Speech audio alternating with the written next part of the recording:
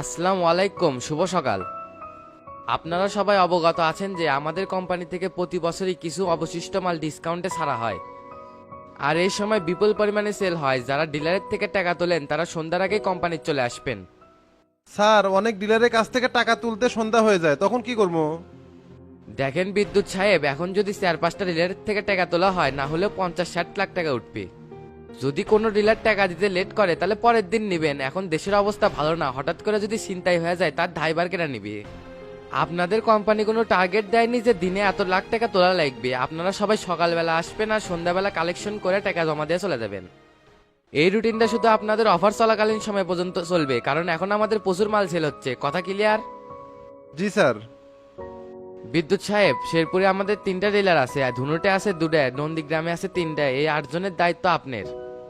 কার কাছ থেকে কত টাকা পাওয়া যাবে সেটা রিসিভ করা আছে, আপনি খালি যায় ওদের সাথে কথা কয়ে টাকাটা নিয়ে আসবেন। আচ্ছা স্যার।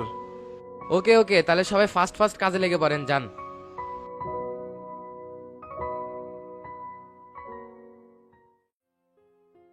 আসসালামু আলাইকুম ভাই, আছেন কি রকম? ওয়ালাইকুম আসসালাম। এই তো আছি ভাই। তো টেকা নেওয়ার জন্য কিংবা সকালেই চলে যাচ্ছেন?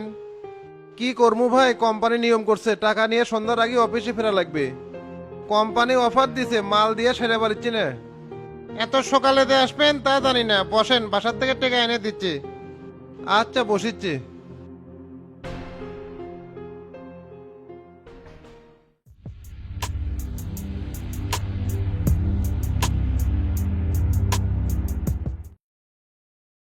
এই শালা যে খাটাসে খাটাস ঠিক মতো টেকা দেয় না, আজকে এবেন কি করে?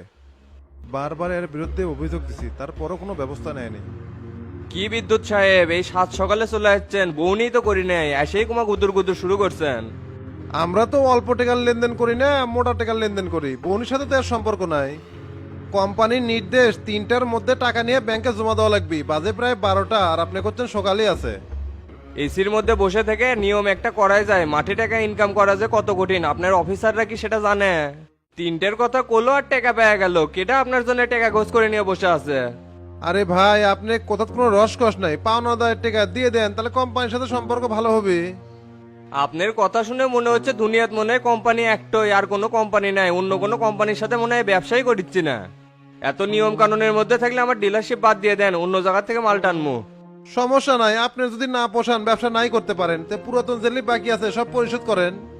বছর খানিক হলে ব্যবসা করেছেন, তার মধ্যে 10 লাখ টাকা বাকি পড়ে গেছে। টাকা চাবার আসলেই দুনিয়ার তাল বাহানা। এ ভাই, আপনি এখন জানতো মাথা মুথা গরম আছে, সকাল থেকে কোনো কাস্টমারই আসেনি। 3টার পর আসেন, টাকা দিয়ে দেবনি। 3টা না ভাই, 2টার মধ্যে দিলে আমার জন্য এলা সুবিধা হয়। আচ্ছা আচ্ছা, যান দেখমনি।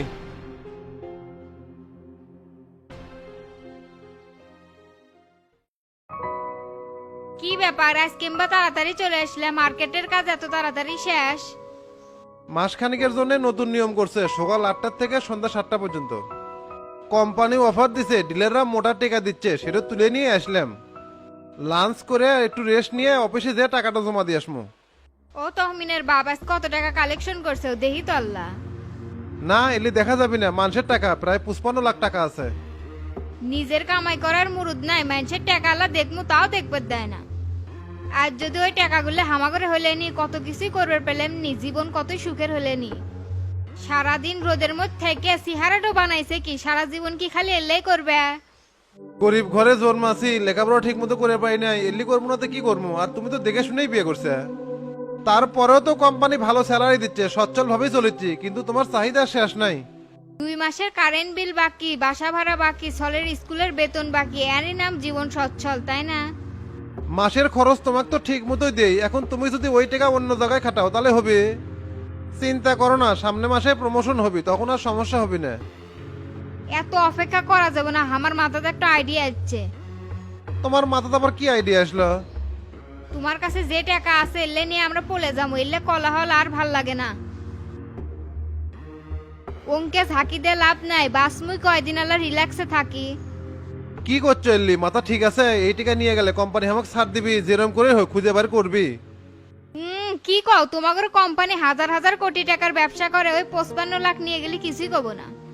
তুমিই না করছিলে, এক একটা ডিলারের কাছে 50-60 লাখ টাকা পড়ে আছে, কোম্পানি খোঁজই নেয় না। সেটা তো ঠিকই করছো, কিন্তু কোম্পানি কি আমাকে ছাড়বি নি? তার মধ্যে ভোটার আইডি কার্ড জমা দেওয়া আছে, সার্টিফিকেট না হয় যা হয় হোক গে। এত কোনো কথা কয় না তো, কাপড় চোপড় গোছাচ্ছে, এখনই বলে দামু।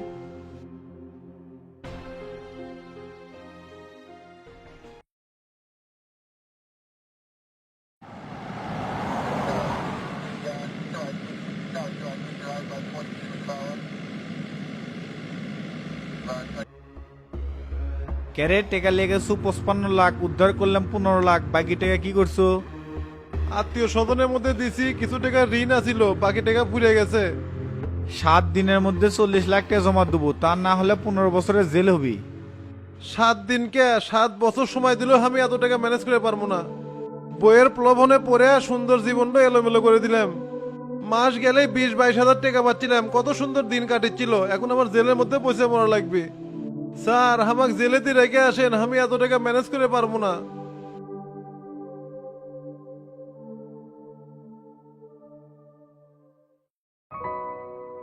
প্রিয় ভিউয়ার্স, যারা প্রতারণা করে সুন্দর জীবনযাপন করতে চায় তাদের শেষ পরিণতি এরকমই হয়। অসৎ পথে টাকা ইনকাম করে বিরিয়ানি খাওয়ার চেয়ে সৎ পথে ইনকাম করে ডাল ভাত খাওয়াই ভালো। তাই অন্যায় কিছু করতে গেলে 10 বার ভাবুন, একটি ভুল সারা জীবনের কান্না। এতক্ষণ বগুড়া বিনোদনের সাথে থাকার জন্য সবাইকে অসংখ্য ধন্যবাদ। ভিডিওটি ভালো লাগলে লাইক, শেয়ার, কমেন্টস করে সাথে থাকবেন।